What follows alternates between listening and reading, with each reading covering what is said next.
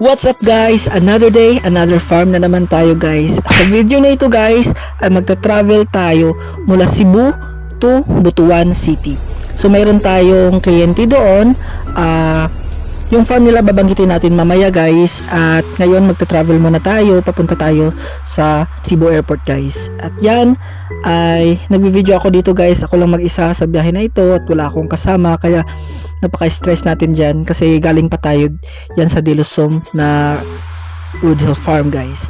At ayan guys, fast forward ay nakarating na po tayo dito sa Butuan City, and kagabi pinagpahinga po tayo sa ating rest house kung saan yung property ng may-ari guys, at naglalakad lang po tayo papuntang farm kasi napakalapit lang guys. So dito ay may gate sila sa kanilang farm, at ayan mga ka-farm, so meron po silang doorbell at papasok po tayo, at yung unang bubungad po sa atin ay napakaraming lettuce guys, at iba-iba pong mga variety ng lettuce na meron sila dito. So ang name po pala ng farm ay Lazar Food Acre Farm, at natatagpuan po ito sa Butuan. So if you really want to purchase their product, for example like lettuce, you can visit them or message their Facebook page guys. So yan, pupunta po talaga tayo dito for their grapes kasi meron din po silang vineyard na kinukultivate natin, at tinuturuan natin yung mga farm workers nila kung paano mag-alaga, paano mag-pruning, paano mag-grafting. At ito nga po guys, makikita po natin napaka-bloom na po yung kanilang mga tanim na ubas at lumalampas na po sa kanilang trellis. So if you can observe sa kanilang trellis guys, this is not an overhead trellis. This is a Y-shape vertical type trellis for grapes. So usually ito yung ginagawa sa mga vineyard para mas madali yung pag-harvest, at commonly ganito talaga yung method for mga wine or yung ibang mga high class na table grapes.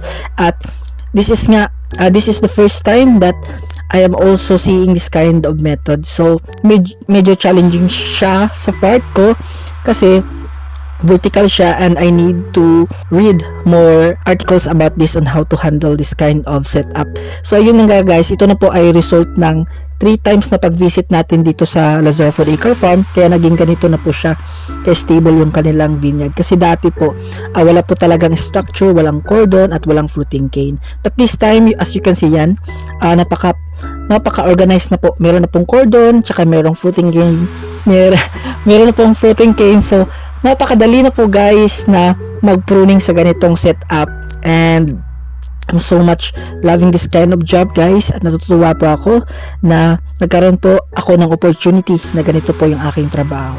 So technically guys, I've been visiting different farms para mag-input ng mga ganitong setup like vineyard, and currently guys, we are now offering, if sa mga gustong magpatayo ng ganitong setup na vineyard, so I have built a connection na kung sino po yung mga gusto o mga mayayaman na gusto magpa-set up ng ganitong farm, then we can set up po. Just contact us and we will set up a meeting.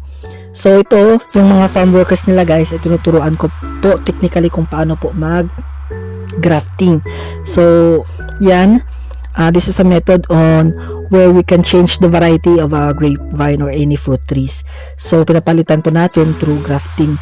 At yan, nagde-demo po tayo sa mga farm workers nila kung ano po yung dapat gawin. Dapat sanitize po yung mga gamit, yung mga pruning shear or yung knife na gagamitin natin guys. Dapat matulis din, hindi mapurol. And we also have a demonstration with regards to the sayon. Yun yung idudugtong natin sa ating pag-graph guys. Most importantly guys, sa pag-grafting dapat magma-match po yung rootstock nyo at yung sayon na idudugtong nyo. So this one we tried Baikonur variety, dudugtong namin siya sa Miracle grapes, so yung maliliit. So after that guys, nung naturuan ko na po, ay nag-visit po tayo dito sa gilid or sa side naman ng kanilang farm. Ay meron po silang cherry tomato na parang plantation siya. Marami siya guys, ganito siya, napakaganda. And they are also selling this sa kanilang mga ganitong product through their FB page. So Lazar Food Acre Farm, if you wanted to purchase, just message them. So pasensya na po sa aking accent kasi di pa ako magaling masyado magtagalog, so that's why nautal-utal pa ako. And this is also the first time this year that I've been doing a voice over vlog, since this is a previous vlog na hindi ko na-upload. And this one, marami silang variety ng tomato guys. May mga malalaki, may mga maliliit, yung tinatawag nilang cherry tomato. And I taste it guys, napakasarap ng tomato kahit wala ka nang nilalagay na mga asin. Pwede mo siyang kainin ng bare or yung hilaw or raw. So yan, nag-ikot-ikot tayo guys at makikita natin napakadaming bunga. At nakailang harvest na po sila dito guys, sabi ng farm worker. Yan, so meron green, meron din pahinog na din guys, meron silang klase na yellow din at yung orange or red type na mga tomato. So meron din silang bell pepper dyan sa gilid, so hindi pa natin yan na ipakita. At mamaya ay papakita rin po natin. So this is the job that I want guys, and actually farming can heal you kasi through farming guys marirelax yung utak nyo at you can see the blessing na galing from God if you are into agriculture. Makikita nyo the whole process of how to make food na hindi siya easy. Kaya dapat nga sinusuportahan ng government natin yung mga ganitong advocacy na mga farmer, yung may mga nagtatayo ng ganitong klaseng farm, dapat may mga subsidy sila dapat makukuha.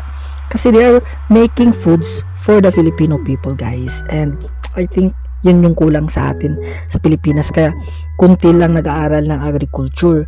So in our vlog we had an advocacy na may promote talaga yung pagpa-farming, na yung mga kids ay dapat silang kumuha din ng mga kurso ng agriculture aside from being an engineer or na pilot, ganyan. So dapat, kasi kumakain yung tao so hindi pwedeng walang susunod sa ganitong mga work or industry.